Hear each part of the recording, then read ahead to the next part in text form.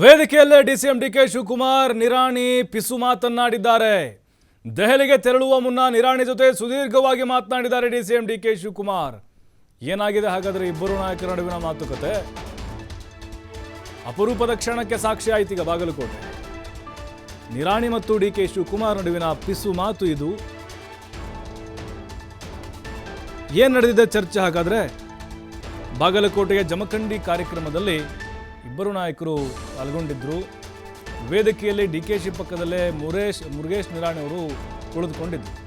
15 ನಿಮಿಷಗಳ ಕಾಲ DCM DK Shivakumar Nirani ಮಾತುಕತೆ ನಡೆಸಿದ್ದಾರೆ. ನೂತನ ಕಟ್ಟಡ ಉದ್ಘಾಟನಾ ಸಮಾರಂಭದಲ್ಲಿ ಚರ್ಚೆ ಮಾಡಿದ್ದಾರೆ. ಜಮಖಂಡಿ ಅರ್ಬನ್ ಕೋಆಪರೇಟಿವ್ ಬ್ಯಾಂಕ್ ಕಟ್ಟಡದ ಉದ್ಘಾಟನಾ ಸಮಾರಂಭದಲ್ಲಿ ಡಿಕೆ ಶಿವಕುಮಾರ್ ಪಕ್ಕದಲ್ಲೇ ಮಾಜಿ ಸಚಿವ ಬಿಜೆಪಿಯ ನಾಯಕ ಮುರುಗೇಶ್ ನಿರಾಣಿ ಕೂತ್ಕೊಂಡಿದ್ರು. ಇನ್ನು ದೆಹಲಿಗೆ ಹೋಗೋ ಮುಂಚೆನೇ ನಿರಾಣಿ ಜೊತೆಗೆ ಡಿಕೆ ಶಿವಕುಮಾರ್ ಏನು ಮಾತಾಡಿರ್ಬೋದು ಹಾಗಾದರೆ? ಅದು ಒಂದು 2-3 ನಿಮಿಷ ಅಲ್ಲ, 5 ನಿಮಿಷ ಅಲ್ಲ, 15 ನಿಮಿಷಗಳಿಗಿಂತ ಹೆಚ್ಚು ಟೈಮ್ ಚರ್ಚೆ ಮಾಡಿದ್ದಾರೆ. ನೋಡಿ, ಏನೋ ಮಾತಾಡ್ತಾ ಇದ್ದಾರೆ, ಪಿಸು ಪಿಸು ಗುಸು. ರಾಜ್ಯ ರಾಜಕಾರಣದ ಬಗ್ಗೆನಾ ಅಥವಾ ಯತ್ನಾಳ್ ಉಚ್ಚಾಟನೆ ಬಗ್ಗೆ ಏನಾದರೂ ಹೇಳ್ತಾ ಇರ್ಬೋದಾ?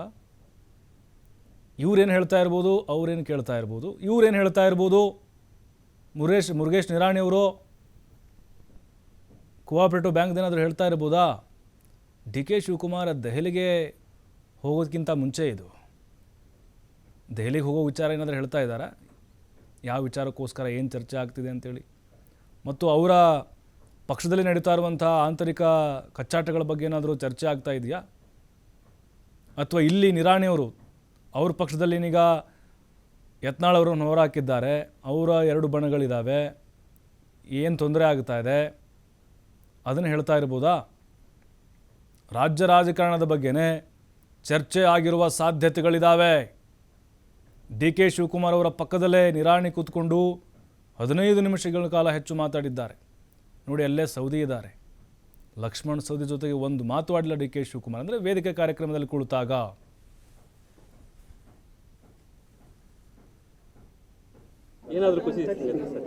ನೋಡ್ರಿ, ದೆಹಲಿಗೆ ಕರ್ನಾಟಕ ಭವನ್ ಇನಾಗ್ರೇಷನ್ ಇದೆ.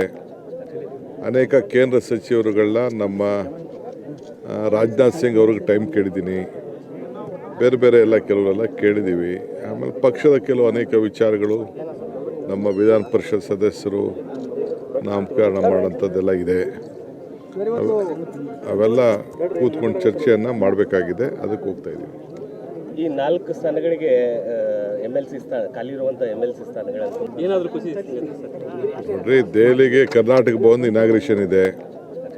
ಅನೇಕ ಕೇಂದ್ರ ಸಚಿವರುಗಳನ್ನ ನಮ್ಮ ರಾಜನಾಥ್ ಸಿಂಗ್ ಅವ್ರಿಗೆ ಟೈಮ್ ಕೇಳಿದ್ದೀನಿ, ಬೇರೆ ಎಲ್ಲ ಕೆಲವರೆಲ್ಲ ಕೇಳಿದ್ದೀವಿ. ಆಮೇಲೆ ಪಕ್ಷದ